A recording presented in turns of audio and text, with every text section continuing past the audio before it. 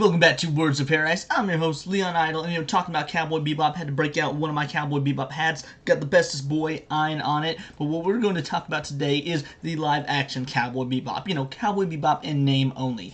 Cowboy Bebop creator Shinichiro Watanabe says he was only able to stomach one scene of Netflix's live-action adaptation. Look, I think we more or less are in the process of getting video game live-action adaptations down, or at least video game to film and TV adaptations down. Between the Sonic the Hedgehog movies, hopefully the upcoming Mario movie, even Warcraft, if I was to say so myself. Last of Us is apparently doing pretty well. Not quite my thing, doing pretty well. We're getting it. Want to know what we haven't gotten down? Live-action anime. And I don't think there'll ever be a chance that we can. I just don't know if it'll work. And with Shinichiro Watanabe being arguably my favorite anime creator of all time after Akira Toriyama. I mean, dude's done two of my top 10 favorite anime ever, but Cowboy Bebop and Carol and Tuesday. If I had to go into top 20, he did a third one, something called Kids on the Slope. Check out Carol and Tuesday and Kids on the Slope if you've never seen them. Wildly different than Cowboy Bebop, but absolutely exquisite. But let's not fixate on the good, let's fixate on the negative. Let's go through here. It seems like it wasn't just fans who were unhappy with Netflix's absolute mishandling of the beloved space western series,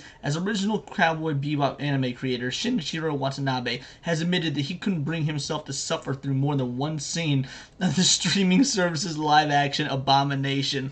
Ooh, now, obviously this article has a bias. I like to call out when an article has a bias, but is it really a bias when it's accepted by 99.99% of individuals? I mean, you got a greater risk of dying from watching this than you do COVID, let's be honest. Veteran anime director shared his opinion on the widely panned, canceled 3 weeks after its premiere adaptation during a recent career retrospective interview given to Forbes' Ollie Barter. And before we get into any of this stuff, I want to say, obviously I do a whole lot of videos talking about, like, the woke this, cancel culture that, they're ruining Western media, this, that, and the other. Man, Jet Black, this casting of Mustafa, oh my goodness, I don't even remember how to pronounce his name, but yeah, Mustafa Shakur, dude, his casting as Jet Black, awesome. He was the only one that even semi-embodied the character, at least in my opinion, that we got to see in the anime. If you watch the Luke Cage anime, he was also in that. He was great in Luke Cage anime. If you watch the Luke Cage live-action TV show, he was also in that. Did great in that. Like, dude's a good actor. I liked his portrayal of Jet Black. Anyway, following a brief look at his past portfolio, including such works as Blue Compt SPT, Lasner, Gundam 0083, and of course, Cowboy Bebop, Watanabe was asked his thoughts on Netflix's Cowboy Bebop, to which he revealed that he was, to say the least, not a fan. For the new Netflix live-action adaptation, they sent me a video to review and check, recalled Watanabe. It started with a scene in a casino, which made it very tough for me to continue.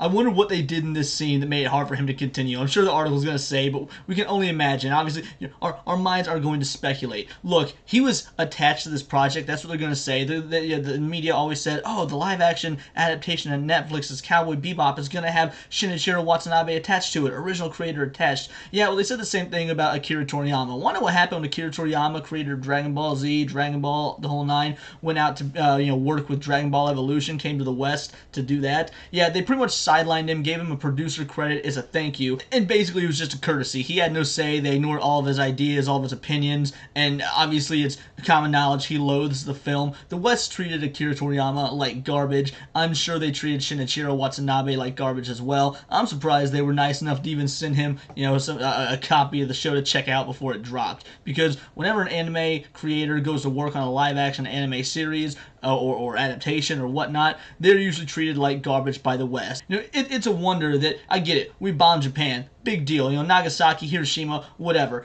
You'd think they'd want retribution for that. No, I'm more worried about them coming over and dropping bombs on us for what we were doing to their culture with all these live-action adaptations.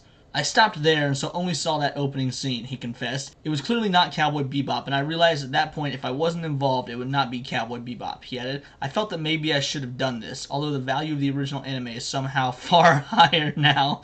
Oh, dude, it's kind of like inflation. Like, now the original Cowboy Bebop is gold. Gold will never use its value. It is physical.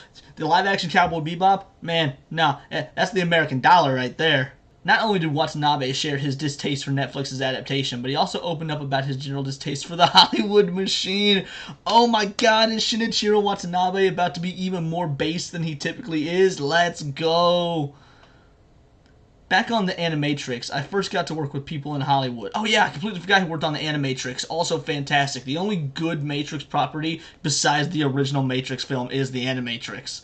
said the director, reflecting on his short for the animated The Matrix anthology, Kid's Story. Working with those kinds of people is always difficult. It's because at the beginning they promised me that I could do whatever I want, but that's just lip service. Yeah, exactly. It always is. And this isn't even something that goes for, Eastern creators when they come to do stuff for the West and whatnot. This happens all the time in the industry. Comic book movies get made, people who are big fans of the comics that are working on the show, writers, directors, or whatever, they get to say, yeah, no, you've got your say, and then it ends up that not being the case at all. The studio mandates this, or producers mandate that, Disney or insert company here won't allow XYZ. In my opinion, that's the reason the new Doctor Strange movie was absolutely god-awful. As a major fan of Sam Raimi, he's my favorite director of all time. I know his style very well. He's done more than Evil Dead and Spider-Man, you plebs. And let me tell you, I'm very familiar with his directing style. Did he get to do a little of it in Doctor Strange?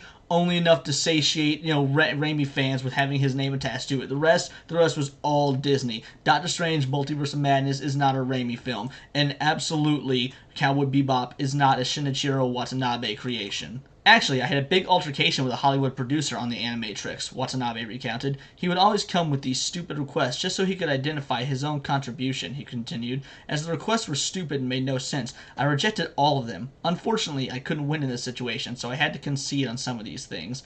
I learned from this bitter experience, though, the director affirmed. For subsequent projects, I became smarter at handling people who wanted to interfere, and that I would send back very small corrections or adjustments just before the deadline. That tended to work.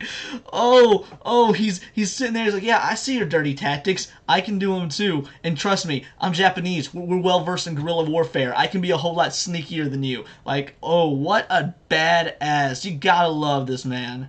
In Japan, you sometimes get producers that are similar to American ones, Watanabe said. You also sometimes find good producers in America. Well, see, yeah, he's playing nice with both sides. I can respect it.